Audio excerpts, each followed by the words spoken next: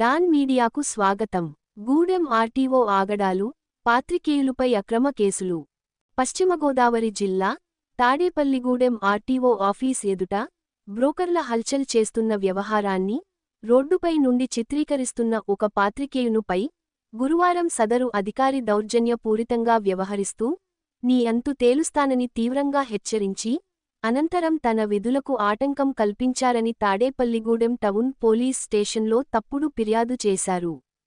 అనంతరం సదరు బాధిత పాత్రికేయుడు కూడా అదే పోలీస్ స్టేషన్లో ఆ అధికారి నడిరోడ్డుపై తనను బెదిరిస్తూ హెచ్చరికలు జారీ చేశారని ఫిర్యాదు చేశారు.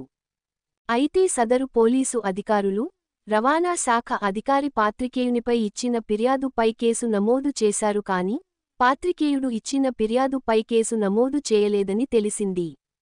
అధికారి అంత నిజాయితీపరుడైతే అతను తాడేపల్లిగూడెం వచ్చిన దగ్గర నుండి ఇప్పటివరకు ప్రతి సంవత్సరం జనవరి నెలలో కొందరికి 2,000 రూపాయలు చొప్పున లంచాలు ఇవ్వవలసిన అవసరం ఏంటని, ఈ జనవరిలో 53 మందికి 2,000 రూపాయలు చొప్పున 1,06,000 రూపాయలు ఎందుకు ఇచ్చారని ఆ ఆఫీస్ వ్యవహారాలు బాగా తెలిసిన వారు చర్చించుకుంటున్నారు.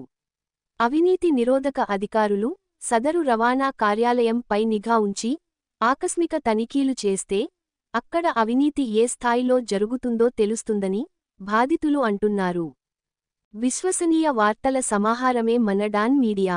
మరిన్ని వార్తల కోసం మన డాన్ మీడియా ఛానల్ను లైక్ చేయండి, షేర్ చేయండి, సబ్స్క్రైబ్ చేయండి. మరికొందరితో చేయించండి. ధన్యవాదములు.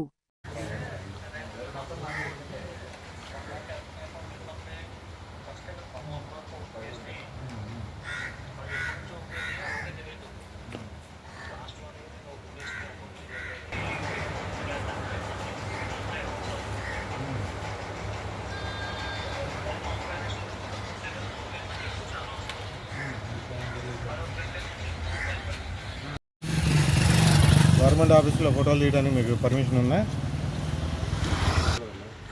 అలాగదు, సరే తీయండి, నేనే తీస్తాను. ఇప్పుడు మీకు వ్యక్తిగతంగా తీయడానికి అధికారం ఉందా మరి? ఏమండి, అంటే మీరు వచ్చి డబ్బులు అడుగుతారు అంటే డబ్బులు ఇవ్వనందుకు మీరు వీడియోలు చేస్తారా? చాలా ఇదే కదా మేము చూస్తాం. రండి, మీరు ప్రెస్, మీకు ఏ అధికారం ఉందని? మీరు ప్రెస్ రిజిస్ట్రేషన్ ఉందా మీకు అసలుకి? చెప్పండి. మిమ్మల్ని అడుగుతున్నా. స్టేషన్కి ఎస్ఐ ఫోన్ చేయాలి.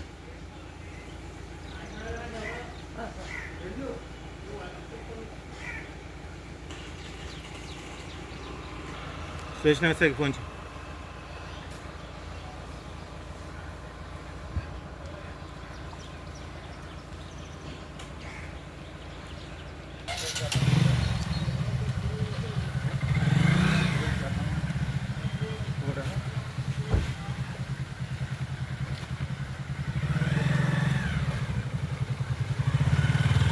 మొహం కప్పుకో అవసరం లేదు, మొహం తీసుకోవాల్సింది పర్లేదు. ఎదురుగా పెట్టి మొహం కప్పుకోవాల్సిన అవసరం ఏం లేదు. మా దగ్గర లోపల మీరు అడిగిన సీసీ కెమెరాలో కూడా మీరు డబ్బులు అడిగినవి ఇవన్నీ కూడా వీడియోలు ఉన్నాయి. అవి కూడా తీసుకొచ్చి పెడతాను.